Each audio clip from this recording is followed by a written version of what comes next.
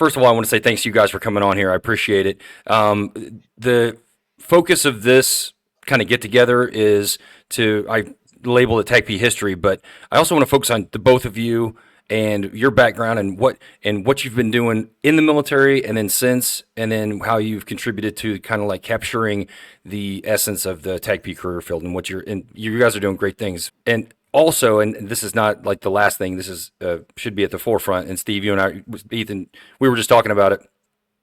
We just lost Pete Donnelly recently, and I personally didn't serve with him. I established a relationship with him for this, and I talked to him a good deal about his background and everything. But you guys have shared time with him, and Steve, especially you served with him, and I just wanted to kind of get an idea of what kind of guy he was and what he did for us and that kind of thing. Steve, do you want to kick it off and kind of give a little recount of how important Pete Donnelly was to the TACP career field? Yeah, for one thing, when Pete showed up at the 20th, I had been there about a year, and I was going to be retiring in about a year. Of course, all of this is long before 9/11. So the kind of, back of the envelope kind of planning, and again, remember, basically what we had fallen into as a warfighter pattern for the officers was that Shaq worked at the DTAC and I worked at the D Main. So he was more involved with all the division officers at the tactical level, and I never left the commanding general's side. So since I was going to be retiring, we didn't know that Shaq was going to be promoted yet. So the best thing to do with Pete was to more or less vector him in. Of course, first he's going to be a flight commander, but at the same time, I'm going to be showing him the ropes of what I was doing, which was operational air power at the division level. So I think a lot of the problems that he ran into is, first of all, they didn't trust him up at the division. My retirement ceremony was being held simultaneously with General Hagenbeck's assumption of command. So that's how little they knew him versus me. Oh, okay. And so they just do not understand air to ground at the operational level. And I had been able to push it through only after I'd built up a level of trust, and that worked pretty well. Then I retire. Pete steps into that role. Bang! Almost immediately is 9/11, and Pete goes off with the division like he's supposed to when they go off to the Shicote Valley, and they, of course, they wanted him to do air to mud like they wanted it done, which is, how many sorties do I have this afternoon? And he's saying, sir, I have troops in contact. This is how I want to handle this situation. And that's the key right there. That's our problem, at least at that point. Pete understood operational air power. Shaq understood operational air power. That's why he went over to Task Force Dagger and did so amazingly well. I tried to put as much of that into Danger Close as I could. Since then, my second career, I became a college professor, and that took up too much of my time to keep me from really writing more. But now that I've retired from that, my quote unquote third career is going to be to get back to writing about operational air power, especially now in our, now that hopefully we've got the GWOT behind us, and what are we facing next kind of environment. Okay. Ethan, did you have a relationship with Pete at all? Tell me about that a little bit. Yeah, I had the opportunity to converse with him several times. Unfortunately, never got to shake his hand in person. But in this 21st century world we live in, so many of our relationships become digital, right? Right. And And what do you say about the guy? Just a mentor to everybody he ever came across. Yeah. Just he's one of those torches in a cave. Like Right. everybody gravitates towards him because he had so much energy, right? And what a loss for the community. And to piggyback on what the commander said just now, credit to Steve. If the listeners have not read Danger Close, it is the fundamental story of how the War on Terror opened on the backs of JTACs, right? So it is an absolute must read for anybody that has not read it. And one of the things that Shaq and Donnelly and that first wave of TACPs who went into Afghanistan achieved, as Steve alluded to it, the Army's understanding of air power integration was really locked at that operational level. There's the 3 levels of warfare: tactical, operational, and strategic. Strategic is your grand war plans. Operational is the command and control component. Tactical is the warheads on foreheads, for lack of a better term. The Army wanted to go into the War on Terror, early Afghanistan, withholding that execution phase at the operational level.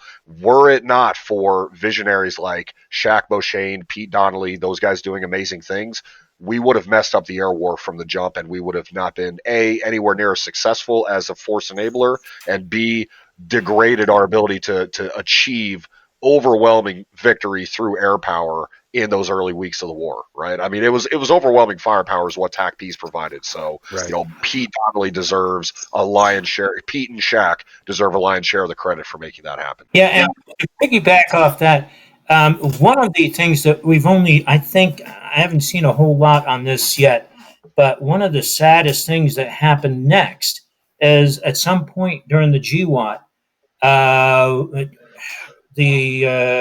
I don't think the Army even truly understood operational air to ground. They went strictly to strategic air to ground. I would have to think long and hard to come up with a suitable.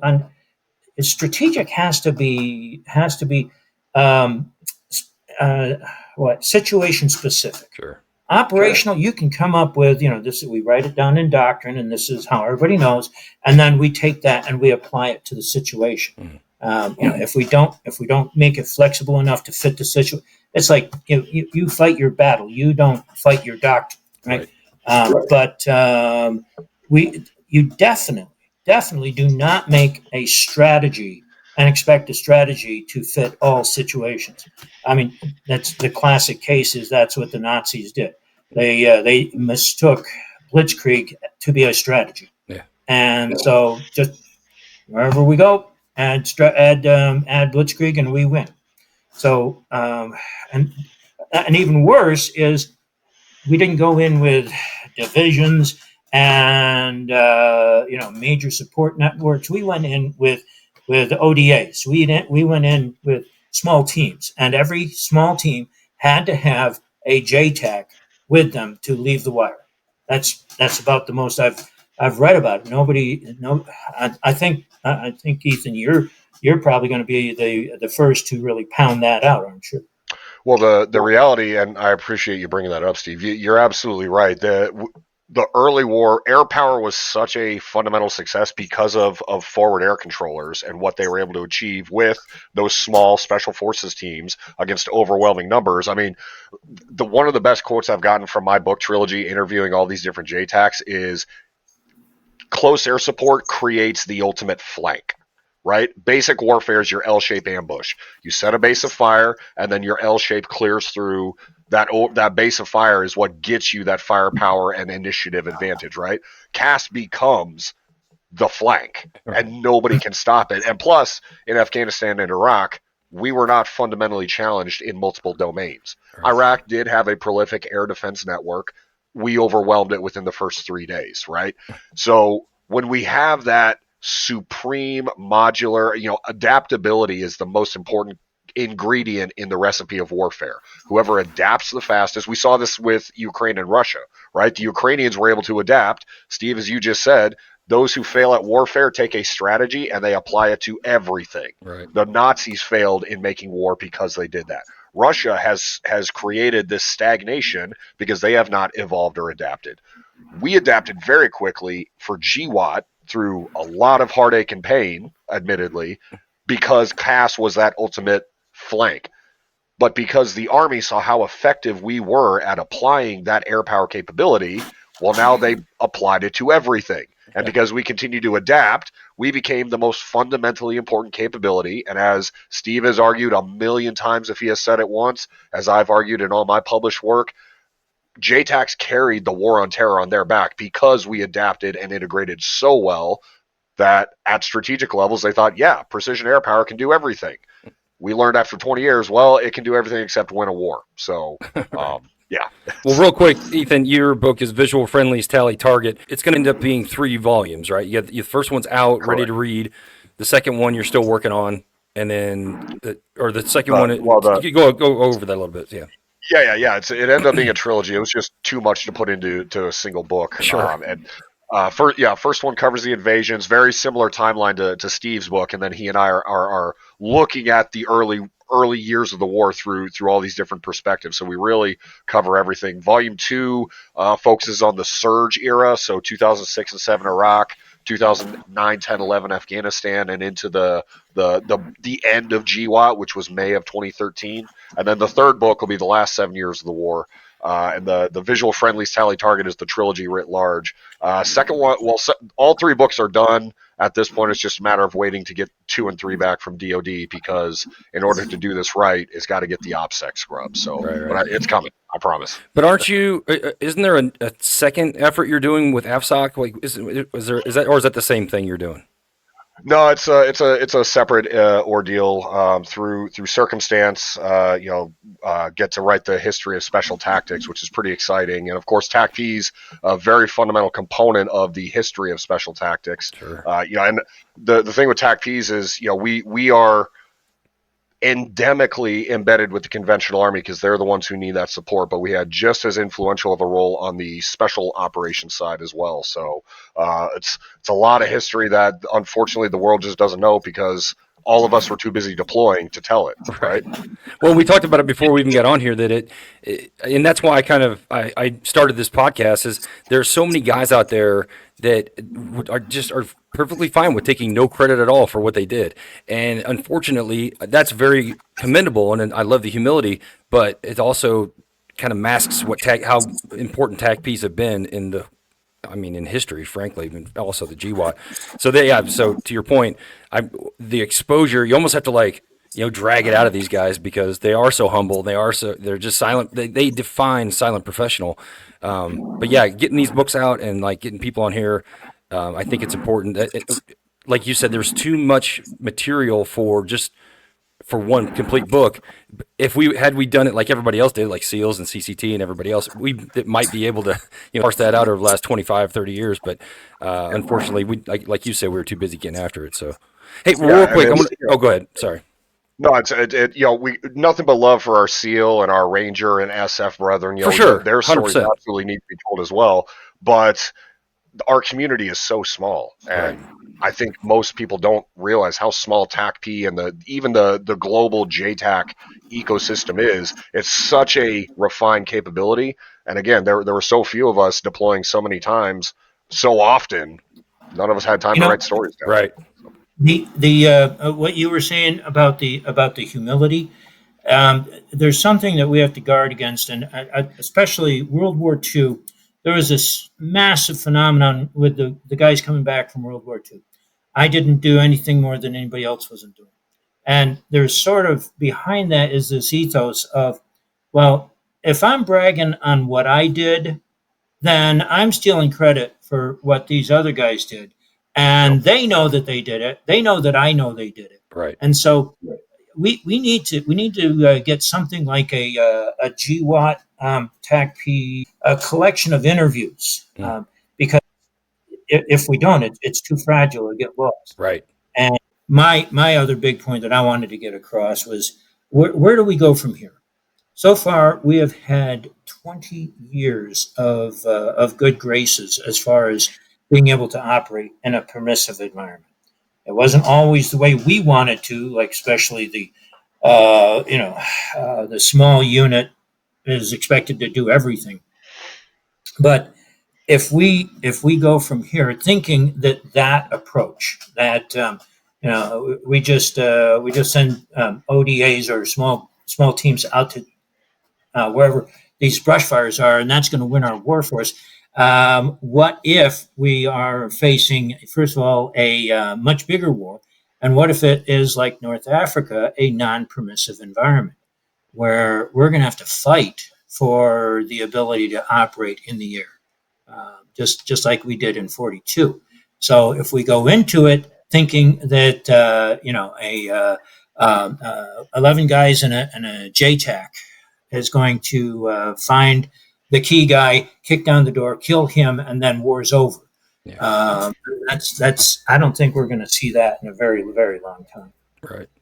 Well, real quick, I want to back up. Steve, would you mind giving us a synopsis of your career? Some people may know you, some people may not. I just want to make sure I capture both you and Ethan's story so people kind of know where you're coming from. It's not just like you read about some guys one day. I mean, you guys have been there and done that. So I want to kind of give you people a background on you. I want people to understand my background for my background, because a lot of the guys that I worked with, and a lot of the guys that we need to get more writing from, are guys that are going to tell their I was stories. They were the ones up in the mountaintops or down in the gullies and so forth. Mine, I came into the Air Force, first of all, B-52 pilot. I spent about first half of my career flying. Then I got the opportunity to. This was after the drawdown, and they didn't know what, especially since the fighter pilots took over, what's the last thing they need? A B-52 pilot. So they sent me off to school. I got my master's degree in military history. I went to Nebraska and studied at the feet of one of the best American military historians we have had in a very long time, Alan Maslowski. And he has been my mentor. I think a lot of my understanding of warfare, and not just memorizing the names and the dates and that sort of thing, has come from him. I taught at the Air Force Academy for a few years. Then they sent me back to the Pentagon. Actually, they sent me back to get my PhD. There's an office. The Air Staff maintains a number of offices that are think tank like offices, and the one that I worked in was Strategy, Concepts, and Doctrine. That's what it was called then. So they had a program where every few years they would send somebody off to get a PhD in military history. That started, if you're familiar with the School of Advanced Aerospace Studies, SAS. Once SAS got stood up, the PhD program kind of faded away, I think. I don't know. Anyway, so I go off, get my PhD at Ohio State under another great American military historian, Alan Millett. And then I go to the 20th.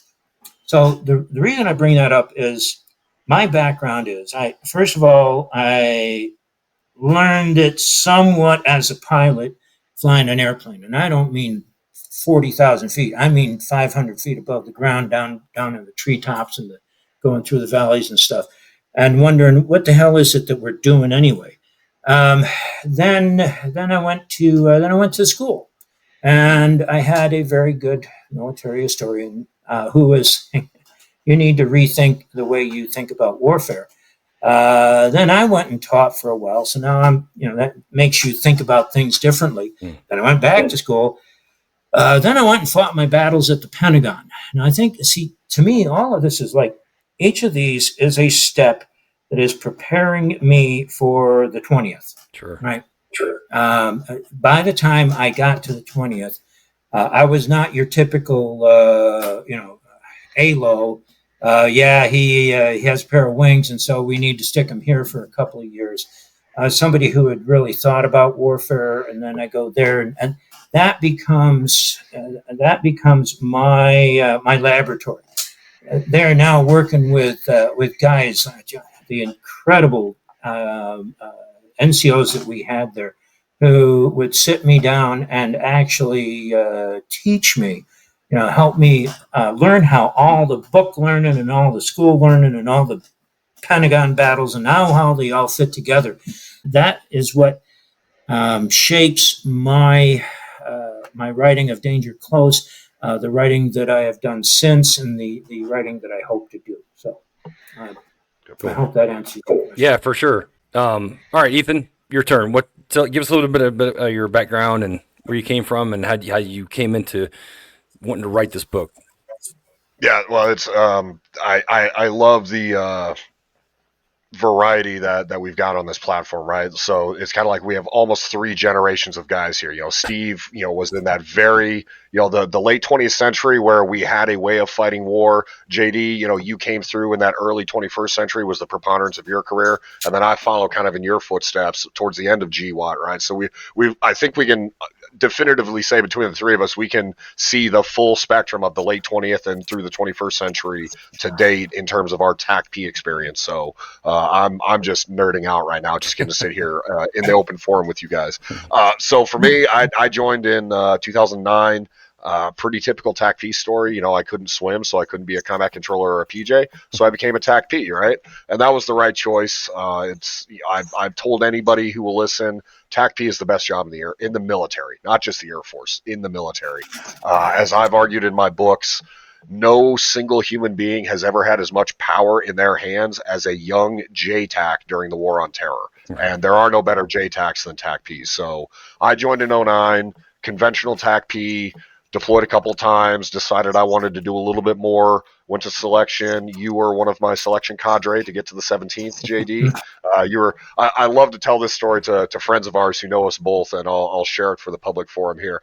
I'm a big dude. I don't generally look physically up at anybody, and I've never really been intimidated by anybody until I was trying to do my swim in the pool at STTS, and you're walking down the edge of the pool just staring into my soul. That's the only time I have ever been shaken by another human being. But I tell that in all good fun. So got picked up for the 17th, got there, did a couple deployments out of the 17th. Got pretty broke off of my last deployment and kind of made that decision at that 11-year mark. It's like, I'm ready to go do something else, right? This one's it's wore me down, and I'm not giving my best to the Air Force, so I want to go do something else worthwhile. So I took my experience from SOCOM as the 17th TACP, parlayed it into getting into the civilian think tank side of things. Steve coming from that military think tank while active duty, I went into the policy side of things, brought that SOCOM perspective. Since 2020 is when I got out, so I've been working for a bipartisan think tank, and in the interim decided, man, somebody's got to start telling the world about the JTAC capability. And unfortunately, the community got stuck with me telling that story. But the stories themselves are so good that even a Neanderthal like me ends up doing an okay job of telling it. And so just bomb dropper turned storyteller. Yeah. Yeah, I really appreciate your guys' effort with these books too. I mean, I think it kind of we're beating this dead horse, but it needs to get out there. Like you said, the stories, and Steve, you're capturing it as well. These stories are out there, but they're, until you guys capture them, put them down on paper, only a few people knew about them. Maybe the guy that was doing it and his peers or whatever. But I really appreciate you guys writing these books.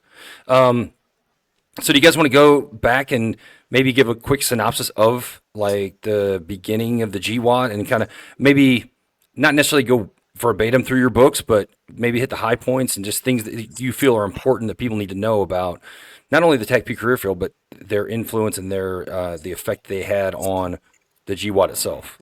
Steve, why don't you tee that off with the Danger Close overview, and then I'll follow up with where my timeline picks up after yours. Everybody thinks they heard the story, but I don't think they really understand what they were seeing, because first of all, we were totally unprepared. And obviously, what do America's military and political leaders think of whenever we find ourselves militarily unprepared? We grab airplanes and we start throwing bombs at people. Well, that very quickly proved that it wasn't going to work. And we also sent out Delta. We sent out the SEAL teams, and we found out that these teams, while they were doing great things, that wasn't going to win the war for us. And so that's when they realized that what they needed to do was to get a no kidding JTAC with these teams, and then they get the teams. Now this is Afghanistan, by the way. They get the team into position so that now that JTAC can be a force multiplier like this, like we have never seen before. You hear about some of the guys who, Tomat and Stamey, and these early figures. It's amazing. You can, in fact, I have something that I call the air-ground dilemma, and Stamey is working this perfectly. He's got himself in a position where the Taliban has their army out here, and they can't get over to here until they can get the enemy to come out. And so what Stamey ends up doing is he waits until they come out. Now they're in a condensed formation. He calls in air power because now it's target rich environment. Sure.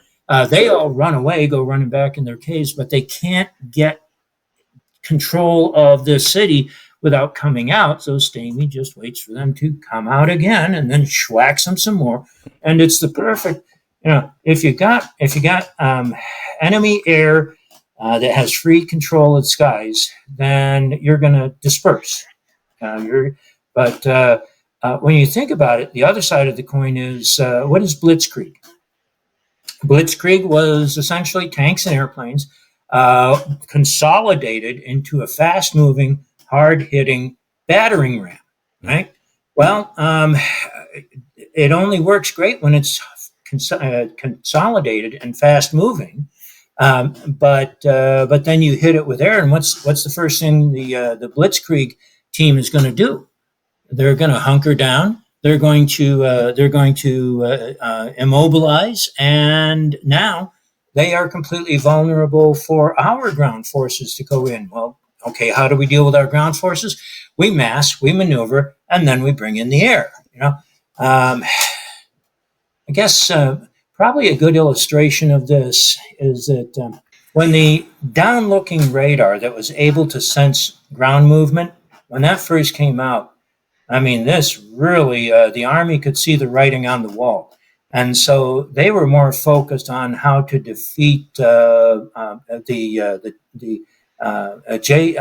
J-stars. And so I heard one Army intelligence officer say, "Oh, well, we know how we're going to defeat J-stars. We're just not going to move any faster than 2 clicks an hour, and we're going to disperse. And that way, they'll never see us coming." Yeah, they'll never see us coming next month. Right. When we finally get there. Well, if we do that, then hooray, we've just defeated Blitzkrieg because we took away their mass, we took away their speed, we took away. So all you do is you just, and actually, to put this into a situation in Iraq, I don't remember his name, the 5th Corps commander realized that Saddam had dispersed all of his forces. He'd given up his Blitzkrieg, but he was holding them until every time one of our, 101st Airborne makes it up to this far, the 10th Mountain makes it, or not third ID makes it this far, then he's going to consolidate those forces. Well, he gets to thinking that now he can use this to his advantage.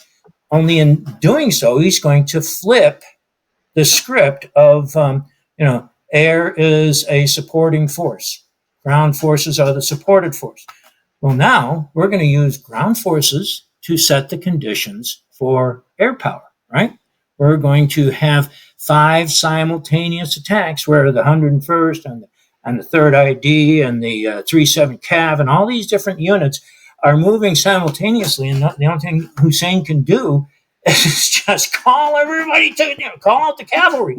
And so then, of course, the attack is just, they had stacks so high, and they had guys who just were running out of gas, and I need to drop these bombs quick. We couldn't kill them fast enough, and it's because we had ground had set the conditions for air power effectiveness. So, if we don't pick that apart, if we don't, then especially when we get to the what's next, how do we handle a situation that doesn't look like the first few weeks in Iraq, that we never saw in Afghanistan. A situation where we have a serious ground force and a semi-serious air force, and we have to fight our way in. Then we're just not going to be ready for it. Yeah. Do you feel, and Ethan, you were in a little bit later than us, but Steve, do you feel that what was happening during the Clinton era is happening again kind of right now? Like, I remember when I first came in, Bush 1 was either there, or he was there for like a year or so, and then after that Clinton came in for 8, and everything was drawing down, and they were getting rid of TACPs, and they were cutting budgets, and then all of a sudden, like you said, the GWOT kicked off, and there was not enough JTACs to go around, so we had to like mass produce all these JTACs. Now it almost seems like we're doing that again, as if we didn't learn the first time that capability should probably be somewhere in reserve, not completely gone. Or how do you guys feel about that? Do you think we're reliving the 90s again, or do they have another game plan in mind that's better than what we used to do? I'm gonna say something a little controversial to our target audience, which is of course our TACP brethren. I think where we will put ourselves in a huge detriment for whatever that next fight is, and I will throw this example out not as a prediction, but if we think about the next battle space as the South Pacific, right, that Indo-Pacific theater, that is not a caste permissive environment. That is not a permissive environment no matter how you look at it. So at that point, we have to change the paradigm of how we make ourselves useful if we're thinking specifically in the black beret wearing community. I mentioned earlier, adaptation is the most important ingredient in the recipe of warfare. For sure. So where we won't be able to use that close air support capability in a very distributed, very like tyranny of distance is the number one enemy if we're talking about the Indo-Pacific theater. Steve mentioned a North Africa type environment. Again, tyranny of distance. The biggest thing that came out of GWOT, not just our ability to provide precision fires through technology integration, lessons learned, what have you. We literally had warm bases within an hour of anywhere until we got to the end, of course. But the last 5 years of the war, if we didn't have a warm base somewhere, we would pack up a mobility suite, throw it out in the desert, within 20 minutes of the target, and then have a surgical capability, a logistics resupply, a FARP, what have you. So the point being there is, for the preponderance of the war on terror, we were never more than an hour away from the de facto all the logistics you could ever want. We will not have that amenity. There's Steve, I know you went on my buddy Scott Kelly's podcast not too long ago, and he put out this term, and I have to credit him, but I love this phrase, and I'm going to use it now. The United States military has always had the absolute benefit of always playing the away games. If you put it into a football, we have never had to play a home game when we talk about warfare, right? TACPs are a great travel asset coming off the bench. I know, Steve, you love that analogy. We're always put on the bench until they need us, right? Right. I can make a sports analogy out of anything here, guys. So when we're looking at the future war, and this is where the volatile part of my statement comes, CAS is not going to be a hugely relevant factor when we're fighting in environments where we first have to fight the tyranny of distance. So how do we make ourselves useful? If we think about the Ukraine-Russia conflict, Russia took drones, commercial off-the-shelf technology, to offset the mass and firepower advantage that Russia brought in with the initial warfare, with the initial invasion, right? TACPs have to start thinking about, how do we employ drones? How do we make ourselves modular and able to pick up and move to and support and enable a maneuver force in an area that defies maneuverability? So the answer to that is we stop necessarily being close air support experts, and we become command and control experts. That is the single greatest value we provided in the war on terror. Yeah. Dropping bombs was 5% of what we all did, Right. right? It was the coolest 5% and the most impactful, but we had the 95% of planning and contingencies, and most importantly, we mitigated risk. Yeah. That's the most. There's a quote in my book, and I hate to always quote myself or whatever, but it's from the third Ranger Battalion commander during my time when I was at supporting 375. He said, "The most dangerous thing we do is not a Bangalore charge on an obstacle. It's not breaching and clearing a compound in the dead of night. The most dangerous thing we do," and he turns and points at me and the Ranger JTAC I was about to do a training lane with, said, "The most dangerous thing we do is maneuver in a battle while these two are dropping bombs all around us." Yeah. So the risk mitigation and the command and control is what we kind of lost sight of because the last 5%, the airstrikes were so effective. Again, going back to what Steve has already said earlier, we take a strategy and we think we can apply it to everything. Yeah. That is how you lose a war. So those are kind of my sort of unorganized thoughts of what comes next is, man, we have to go back to focusing on command and control and how to make ourselves useful in an environment where CAS is not necessarily going to be this great equalizer. Sure. Yeah, like you said, adaptability. Yeah. Yep. And I'll tell you that I don't, they're being very hush hush because I think they there might have been a bit of toss some spaghetti on the wall and see what sticks. But this idea of creating super ASOCs, is just the opposite of adaptability. Right. If we get a whole bunch of these supercells of TACPs, then that's just gonna foster groupthink. It's going to foster, hey, that's not how we do it here. Right. This is, and what we need is just the opposite of that.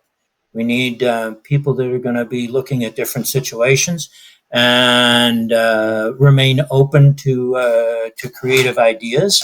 Steve, you said this early on. I don't know. We might have been prepping before recording the show, but you talked about when you came to the 20th and the fact that nobody within 10th Mountain knew you. There was relationships you had to build, and that takes time, and that takes mistakes, and that takes the long, tedious hours of sitting in the talk during a night shift, cycling through all the mission planning data. Nobody wants to do that. But when the one Air Force guy or the handful of Air Force guys who are attached to that unit roll in and they suffer, right? JD, how many MLATs did you sit through just suffering with your Ranger buddies?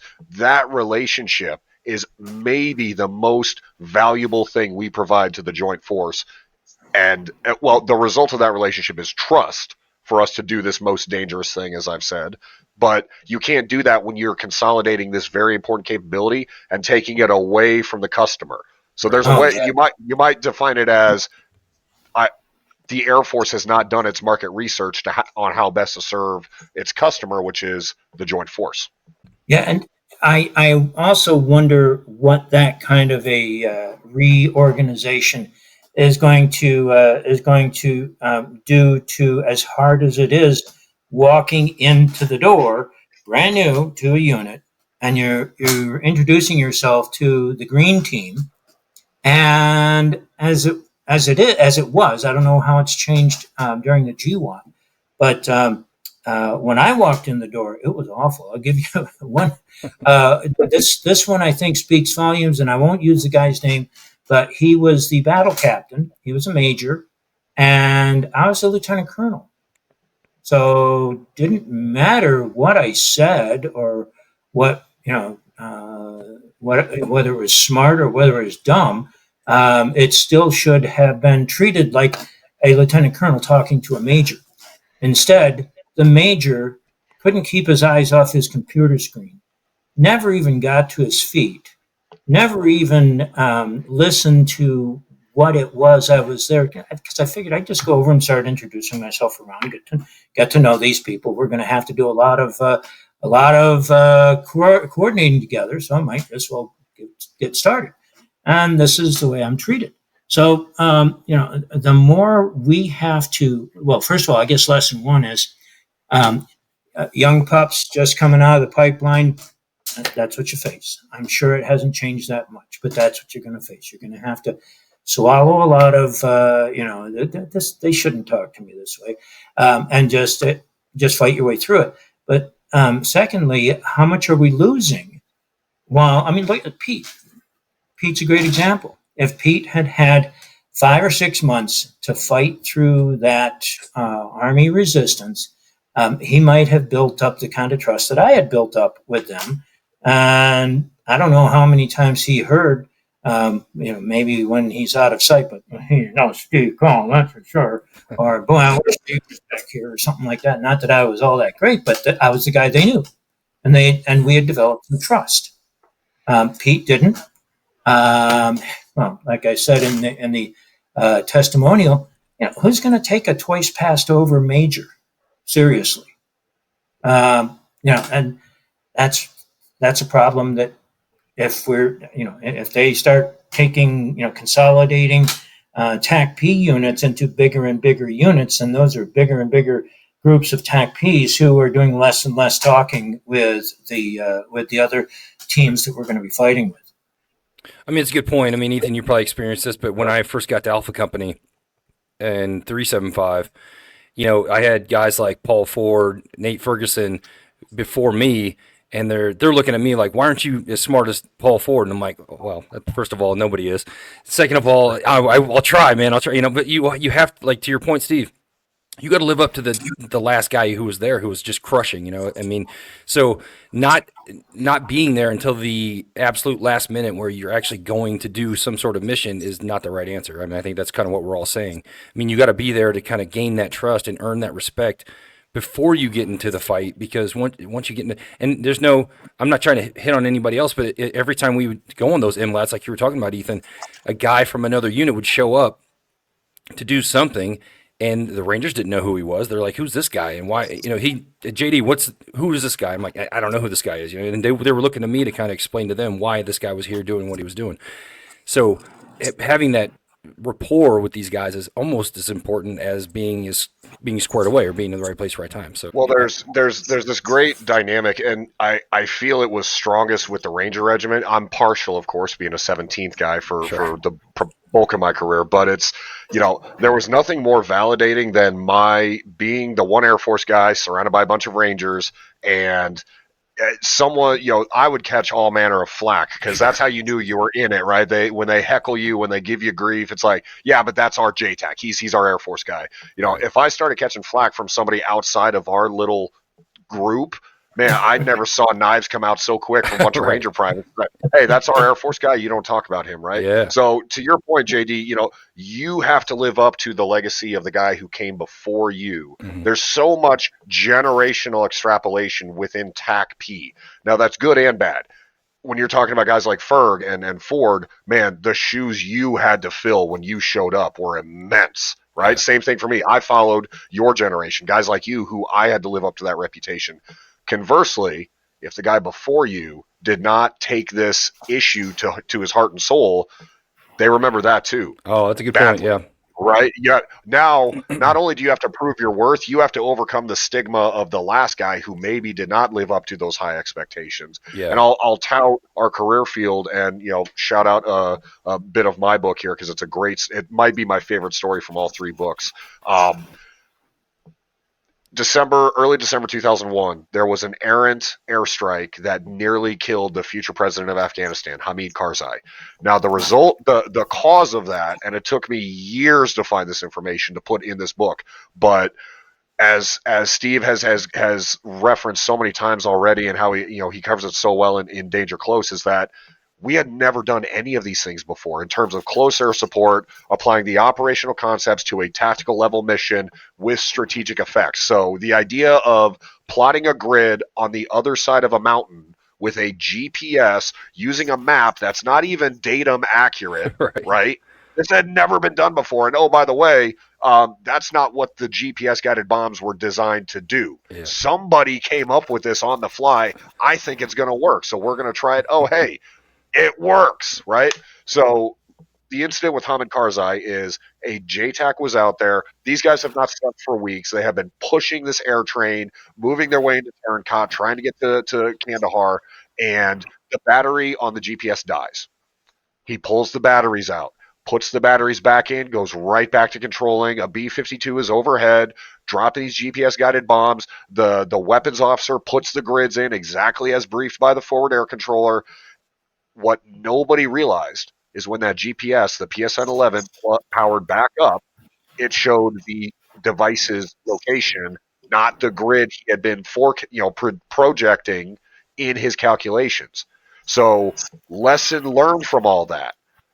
When we move forward, the next generation of GPS devices that our community use, the PSN 13 Dagger, when you put a battery in that thing, no matter where or how, the first message that pops up is, hey, the grid displayed is your location, not the last projected waypoint. And all of us kind of blew that off as like, okay, that's weird, whatever. Well, there's history to that.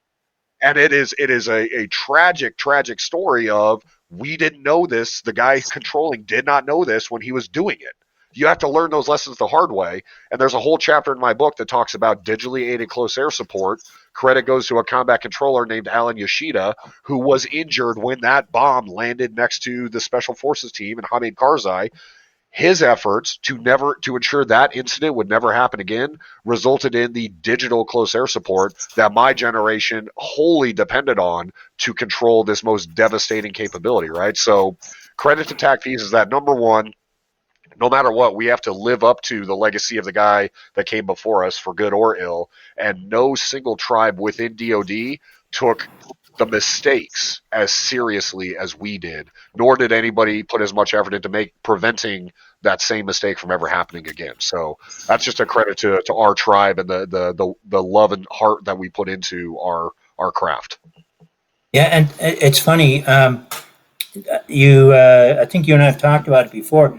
One of the dings that I got, I think it's in one of the critiques on Amazon for Danger Close.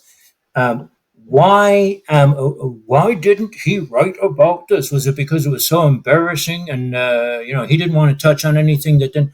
Well, actually, it's because I knew both of the guys very, very well. One of them had been in my command. One of them had been basically the person who schooled me the most on the soft TACP side. There is no way I could have been objectionable, especially when I'm writing so soon after it came out. And so I figured it's obviously a hole in the book, but it just, sort of write around it for that reason. And one other thing that comes to mind right from that is that I was out on the range, and this was months before I retired. So we're not even talking about, we're probably at least a year out of 9/11. I'm out on the range and I'm controlling, I think it was an F-16. Yeah, he gets done and we're doing it old school. You got the air-shaped pond. Yeah, got that. Okay, now 2 units west of that to the bend in the river. You got that? Yeah, okay. And he does all of that, and I don't recall him grumbling or griping or whatever. But as he's leaving, he says, other units in the Air Force have laser pointers and laser rangefinders, and you ought to get off. It's like he's saying, get off the stick and go get some the good stuff, right? If I know the story true or accurately, isn't that exactly what happened a year later when, here, take this and go learn to use it. Now, here, take this and go learn to use it. And, here's this guy that's saying to a line unit saying, why aren't you using all these fun toys? Well, who is using them? Who is getting them? Yeah. We had so much time to learn these kind of things beforehand, but we're treating them as the special stuff that only certain units get to use. Yeah, it really was, like, Ethan, I know what you're talking about, and we were so motivated to get in there and just start using all these things because it was a new war. We all wanted to get after it, and unfortunately, it kind of resulted in some tragedy. But yeah, I mean, I go ahead. Well, no, it just comes back to that thing. The standard against which TACP holds itself. I love that story from 3rd Ranger Battalion commander during my time at the 17th, where this is a guy who has deployed countless times. He has led gunfights. He has led at the company and now at the battalion level. This guy has seen it all. Yeah. And at that level, with all the control he has as a commander, he still looks to that young TAC P, or standing next to me as well, a Ranger JTAC. And we had the tightest, the closest brotherhood with those guys. This Ranger battalion commander turns and looks at us and says, "That's the most dangerous thing we do," right? We can only control at the premier level, being at the 17th. Again, I'm very partial. As a historian, I should be objective, but sometimes my personal opinions sneak in there. We had achieved such a graduate level of close air support at the most demanding arena, but that was born on the lessons learned from the guys who came before. And we, as you said, there was so much initiative to get in there and do these things in this unknown environment. And yeah, mistakes were going to happen. So a lot of that, now we extrapolate this over 20 years, we had done so many great things with air power that when those inevitable mistakes occurred, and this was kind of my motivation for writing the Visual Friendlies trilogy, is that if you get on Google or Yahoo or whatever your search engine of choice is, and you typed in airstrike Afghanistan at any point from 2002 to 2021, the first 100,000 results that would pop up would be civilian casualties, fratricide, a mishap of some sort with collateral damage. Well, of course, those things occurred, and we took account for every one of them. What wasn't reported were the 100,000 successful missions for every one mishap. Right. And those are the stories that never get told, right? It's only the bad that leaks out to the public. So, the motive power for what Steve has been doing for decades now, and what we've got some of these other fellows that are getting, writing stories and what you're doing with this platform, putting this out there on the shared media, man, that's why this effort is so important to talk about the good that was done, because the only thing people know to this point is civilian casualties, collateral damage, fratricide. So right. it's a point I had to emphasize here. You look up at the scoreboard, and where do you find out how many stops the goalie made? right, exactly.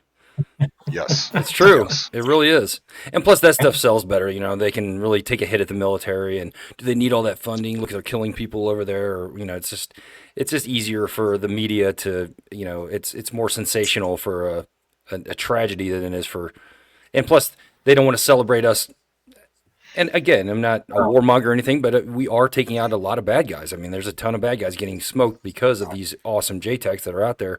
But that doesn't look too good on a newscast, like, celebrating the wholesale death of bad guys. But, well, here's where I hop on my policy soapbox. I'm coming from the policy think tank environment, post-military, historian, journalist, call it whatever you want. Had we had a functional grand strategy for the wars in Afghanistan and Iraq, what you're expressing right now would be a footnote in some archive somewhere. However, because we had a fundamentally flawed grand strategy, because we expected the military to become nation builders, which is not our core capability. Our core capability is to make more bodies out of the enemy so that they decide to quit early, right? And again, we do that playing all away games, which is our great benefit. Yeah. But because we had a fundamentally flawed grand strategy for how to fight the war on terror, failing to understand the environments we were in, the people whose lives we were immersed in, all the good we did with close air support made little difference, despite what the literal scoreboard says when you talk about enemy killed in action versus how many American and coalition brothers and sisters we made sure got home. Right.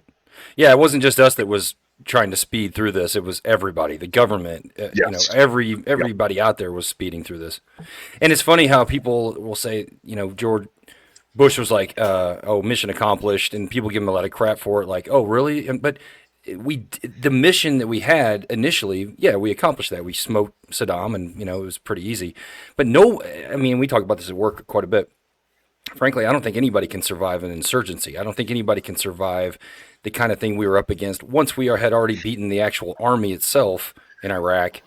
It's almost like, what's that saying? You only have to be you have to be right every time. I only have to be right once to be Right. successful. So fighting that kind of an enemy is it's near impossible to do. And of course, you're going to look bad, even if, just based off the sheer numbers of people they're throwing at you. So it didn't seem fair to, it might have been a little premature, a little grandiose for him to say that, but in the grand scheme, it was done. We did take Saddam out of power, but then after that, I mean, we should have just probably, I don't claim to know any of that stuff, that policy stuff, but getting out of there, withdrawing, or maybe setting up a stable platform before we left. It just seemed like we stayed in both places a little too long. Would you guys agree, or do you think we were there? Again, I'll throw some. I've written this before. This is after years of research, and it's my job to have an opinion, and I write about it. So I've second best job in the world. I made this argument to, and I'll withhold the name. I made this argument to a very senior American officer on my last deployment in 2019. He came to the outstation where I was working with my team, pulled us off to the side and said, "Hey guys, I've been charged to come up with some answers for some hard questions. What do you guys think?" And my answer was, we had two options for the war in Afghanistan, and we've missed both of them. The first option was May 2nd, 2011. The night before that, we had killed Osama bin Laden in a direct action raid just over the border. At that point, you pull chalks, you leave, and the Afghans can determine their fate. Right. And we would help them with diplomacy, with international aid, but they would be allowed to determine their future because our military objectives at that point had essentially been achieved. So that was the first off-ramp that we missed. The second off-ramp that we missed, and Steve loves to make his World War II references because they are so profound and they apply here just as well. We already had the answer to Afghanistan at the very least because we've done it in the past. We're still in Germany. We are still in Japan. We are still in South Korea. We fought wars over those pieces of land and then turned them into our best friends in those regions. Right. If we wanted to succeed in Afghanistan, we invaded, we knocked off the Taliban, we eroded Al Qaeda, and we should have stayed there for as long as it took at some capacity, making them our best friend in the Central Asian subcontinent. Yeah. That was our other off-ramp that we missed. So that may be controversial, but as a historian and a policy guy, that's my read on the Afghan aspect. Iraq is a separate kettle of fish entirely. So right. Well, I mean, to one thought that occurs to me, what we were talking about earlier, where we were taking an operational concept and trying to make it a strategy. How did the Taliban manage to get back in? We were hearing for at least a couple of years, the Taliban actually controls about 80% of the Afghan countryside. How are we going to fight that with, okay, we'll send out a team out to that province and they'll be there for a couple of weeks and kick down some doors, and then we're going to send another team over here. Was that part of why we couldn't make them our friends? Everything you said, Steve, is very insightful in that as we're having this open forum dialogue, I would encourage every listener to go read the book The Hardest Place by Wes Morgan. It talks about exactly that, counterinsurgency, and it's like why it failed, and he focuses on the Pech Valley in Kunar. It's one of the best books about the war in Afghanistan that has ever been written. Wes is a dear friend of mine, a great mentor in terms of writing, but yes, you send an SF team, they live there for a year, they build these connections and relationships, and for a low context society versus a high context society, that's the division of worlds, where us being in Afghanistan, a place that many locations in Afghanistan have not changed in 2,000 years. Right. They had never seen, one of my favorite stories, a dear friend to you and I, JD, and, Steve, I don't know if I know you know of him, but Robert Zachary, right? African American. He's gone everywhere and done everything, right? But for him to go to places in Afghanistan where he might have been the first black person an Afghan has ever seen in their existence, right? That's the type of world where we were operating as a modern society. For us, we don't think anything of it. For a very tribalist society, like this is a clash of not just ideologies, but entire universal views. Yeah. So we take these SF teams and they stay there for 12 months and then they just rotate back. It takes 12 months to make a relationship with that village elder Right. for them to get to where, okay, maybe we can trust these Americans who, why you guys versus the Taliban? What's the benefit of, there's a phrase, I use it in the book. We've all heard it 1,000 times and it's so profound. It's an old Pashtun proverb that says, you, meaning you of the West, you modern foreigners, you have the watches, but we, the Afghans, have all the time, right? All they had to do was wait us out. That's right. They did it with the Brits, they did it with the Russians, and then they did it to the Americans. So I will say probably the single biggest contributing factor to why the Taliban were able to resurge and remain so relevant, I mean, the blame firmly lays with Pakistan. Yeah. The Taliban were simply a puppet of the ISI, and Steve Cole has written profusely on that subject. There's a ton of research out there as to why the Taliban were never fully eradicated or co-opted into a future Afghanistan that would have been stable. So yeah, when you have a safe haven like right across the border where you can just retreat to and to open arms, I mean that kind of makes it difficult to eradicate, Yeah. And especially when Pakistan is, for all intents and purposes, trying to be, saying, "Oh no, we're on your side, everything's good, we'll help you out," and it's like, "But are you?"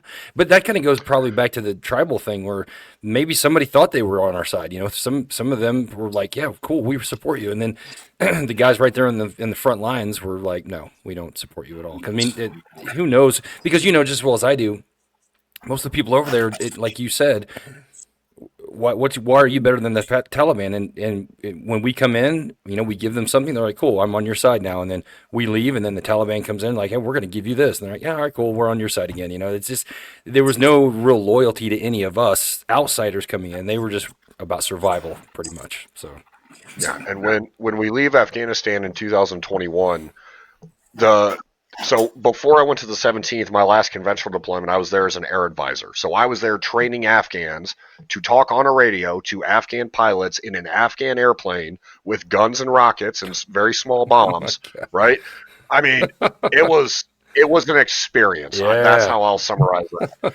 But the system we had created, built on the backs of JTACs for, at that point, 15 plus years, was that the Afghan security defense architecture still relied completely and entirely on our intelligence, surveillance, and reconnaissance capabilities, our precision fires, and they banked on the fact that even if an Afghan commando unit got on their own helicopters with their own mission plan and flew out to their own target, if things really went bad, there was an American somewhere watching it all go down, right, with a robot in the sky that could do what they could not. Yeah. So in 2021, when we say, hey, we're leaving, well, guess what? Our watches ran out.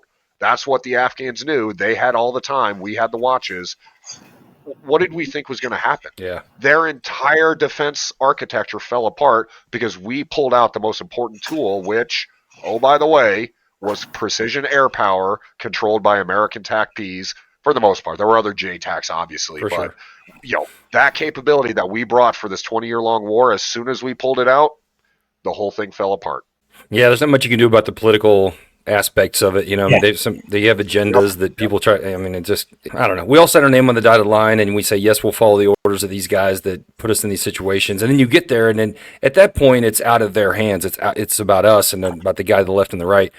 But then once you get out of there, it's back in their hands again, and you can't control what they're going to do. Obviously, we can, but we probably could have done that a little bit differently and been a little more successful. But I don't know. One of the things too is, again, guys just coming out of the pipeline, we're putting an awful lot on your shoulders, especially if we're taking what is really an operational concept and trying to make it into a strategy, or even a grand strategy. Whose back are we placing that on? Yeah, it's you young guys. It certainly doesn't make it any easier. It's there. what I want to be clear about, I always hesitate to make these grand strategy critiques and ever make it about the military. Yeah, the military, of course, has its decision-making flaws. It has its execution flaws. We've discussed both of those things at length today, which is important, right? If we don't talk about the hard subjects, then what's the point of this greater posterity effort that we're all a part of, right? Sure. Because that you talk about, JD, you made the comment just now. We controlled what we were deployed to do, but when we come back, we lose control because it goes back to the hands of policymakers. That's absolutely true. But this posterity effort that we're talking about today, the books, the articles, the podcasts, what you've been doing with this program, this is us taking some of that control back. Yeah. We can control how the story gets told because we were the ones who had to go there and do it. And I think that's a really profound point that I have to insist upon here. As we said, most of Americans don't know what TACPs are. They know that air power was an important part of the war on terror, but they lack all of the context that is so hard to express, whether it's spoken or written form. And what we're doing here is an important step in taking some of that control back, because Lord knows how much blood and treasure we all left there in that country. Yeah. I spent most of my time in Afghanistan. I went a few other places as well, but it's a weird thing, but I know you guys can appreciate this. I loved that country. It's the most beautiful place on earth. The food was amazing when it didn't make you sick. The people were incredible, and if you went into a village and you conversed or interacted, they were the most humble and selfless people. Yeah. Right. The opportunity of just think about putting some ski resorts up in the Hindu Kush. Afghanistan's tourism industry would have been incredible. Yeah. Right. We talked about that all the time when we were over there. Yeah. It's like what a great vacation spot, Yeah. And it's just, our generations are so ate up about how much we gave in that country, and we knew how beautiful it was. We knew how rich and diverse the people and the ethnicities and the different cultures. We saw how amazing that place could have been. Yeah. But for the wars that have been fought there for thousands of years, which is why it got the name the Graveyard of Empires, right? So it's such a difficult place for our generations to know what most of the world doesn't know about that country. And then we know how much we paid to be there and try to make it something that maybe it could have never been in any event, right? We'll never know the answer because 2020 is perfect hindsight. Yeah. I think the biggest complaint that we all have is that it's you feel like when you go do something, even if like I said, you go over there, we did it, we took control while we were there, but you want to feel like you had some sort of impact on something. You want to feel like what you did made some sort of difference, whatever it was. But now it just seems like it never happened. It almost, in some ways. Well, that's never happened in the history of the United States going to war in a foreign country, right? Yeah, right. Well, and we are globalizing at such a rapid pace. It's like we're talking about this country that hasn't changed in 2,000 years, except that every kid has a cell phone in his pocket. There's going to 2,000 years from now, they're going to look back and it's going to have turned into something much different because we're doing so many things that we put under the label of globalization, but it's happening so unevenly. Some places it's going at a breakneck pace. At other places it's going very, very slowly, but it's going. Yeah. So it's easy for grandparents to see their children with a cell phone and realize that act like they just let the devil into their home. All right. And be not so much technology mad as just culturally mad. That's they might not even be so mad about the JDAM that landed in the Village Marketplace as they are about the cultural impact of it. The lasting influence is a little bit worse than maybe losing a villager or a house or something. Yeah, I can see. That's a good point. So, quite frankly, here in the West, I don't think we understand culture as well as we used to. So they can put on TV how much it cost in dollars, how much it cost in lives, but they can't put on the cost in culture. So that we don't understand the impact we're having on these other cultures where we go in, and unless we can measure that along with everything else, then we're going to continue having problems like this. Yeah, it's we think back to World War II. Steve, again, you use that measuring stick so eloquently in so many different analogies and assessments. There was absolutely no doubt as to our national purpose in World War II. Mm-hmm. It was tyranny versus liberal democracy. Yeah, we won. The good guys won. That's historically indisputable. And then Korea kind of muddied that up a little bit because we didn't understand the enemy. It wasn't a war. It was the first time we've ever used police action as a policy motive power. And then, the Cold War totally changed our understanding of state-on-state conflict. And then we get into Vietnam, which is this, our first time really having to confront the idea of an insurgency and low threshold warfare. Then, the domestic component of how our society takes the information about war is like, well, we're in Vietnam, but aren't we supposed to be fighting the Soviet Union because they're the adversary? And now, the proxy warfare becomes a dialogue. And then we get to Desert Storm, and once again, Americans seized on that war because it seemed so clear cut. Sure. And then we get into GWOT, and I'll go back again. Our boy Matt Schleich had a brilliant quote to really, it closes out book one, and I loved it so much that I put it in there. He paraphrases that Clint Eastwood movie. I believe it's Heartbreak Ridge. It's like that line from that movie Heartbreak Ridge. Sergeant Major, you're 0-1-1. No wins, one tie, Korea, and one loss, Vietnam.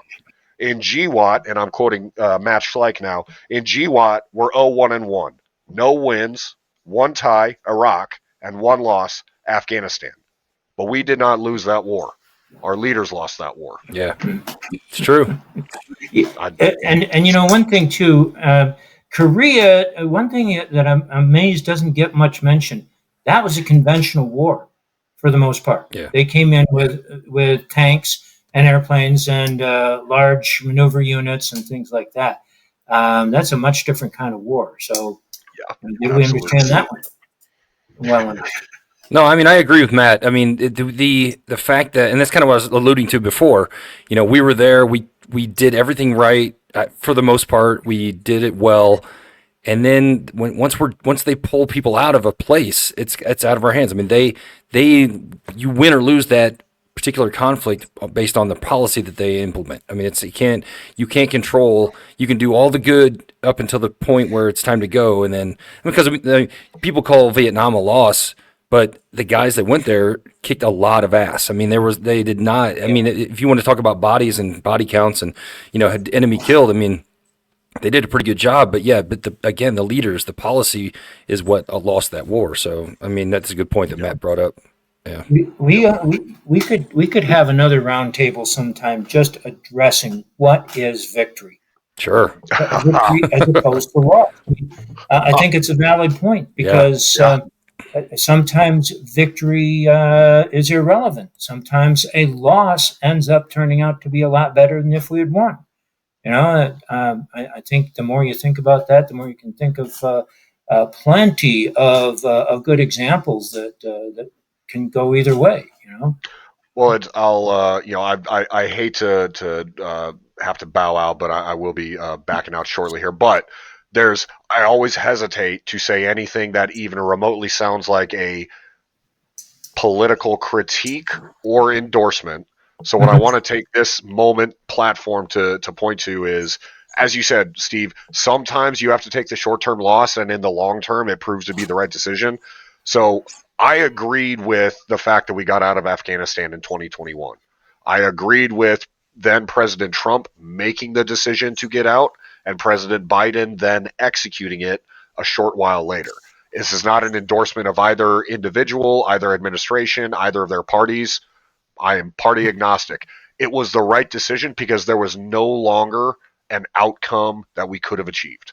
Whatever that outcome was, the only surefire outcome that remained was we were going to face an ignominious defeat, and it would have been even more catastrophic than a very poorly planned and executed withdrawal. Yeah. That's neither an endorsement nor a critique. It's just, it was the right decision, and I hope in 30 years we prove like, yeah, we stayed as long as we could, and we couldn't stay any longer. So, what is victory is a brilliant question, Steve. So yes, we need to circle back to that in the near future. Yeah, I don't think anybody disagreed with anyone saying we should probably get out of there. I mean, I'm sure some people did, but I thought it was yeah, of course. I thought, like you said, it seemed like we were just kind of spinning our wheels at this point. Yeah, we were still doing some good work and getting some bad guys, but for the most part, it was like pretty much over. I just didn't like the way we did it. I think I think it could have done. I think, and that's where the politics gets in the way. Is Biden's like, I'm going to get out and we're going to do it, and he was like, just go ahead and do it. It's like, well, I got it, but you got to do it in the right way. You have to. Again, I think it could have been done differently, but I don't disagree. I'm with you. I don't disagree that we probably were done there. We should have done something else. Well, hey, we're about an hour and a half now. Do you guys have any parting shots? Anything that you want to say that we haven't said yet? Any kind of wrap up or anything any subjects that you want to broach before we get off here? Or this has been fantastic. I mean, this is exactly what I thought it was going to be. I mean, getting you two guys on here has been phenomenal. But I don't want to get off without any nugget of information that you guys want to get out there. So, do you have anything? Any last parting shots? Go read Danger Close by Steve Call. For sure, 100%. But just one more shout out to Pete Donnelly. America lost a fantastic man, and we lost a great airman. Yeah. When we lost him. I was going to say something earlier when we were talking about him. There aren't many guys out there that everybody you talk to has something good to say about him. Like there's, I don't care who it is. I mean, there's a select few people that everybody's like, that guy, not only is it, oh yeah, he's a good guy. No, it's like, he is awesome. He has done so much for me. He has helped me with this. The guy was just phenomenal, a phenomenal person, just a helpful guy, just a buddy to everybody. And like I said, I've never heard one disparaging word against him. So, yeah, it was a hard loss, and he fought a long battle. Yeah, he was a great dude. Amen to that. All right, guys. Hey, I think we should probably do this again sometime. I mean, I'll if you guys are up for it, I'm up for getting you two back on, getting those other two guys in here. I think this is a fantastic forum for us to just kind of, like you said, Ethan, just free flow thoughts and just kind of discuss the whole thing. I mean, we got 20 plus years of war to talk about. So, I mean, it's hard to do in an hour and a half. So, but I can't thank you guys enough for coming on here. I really, really appreciate it. Thank you. I've enjoyed it. Man.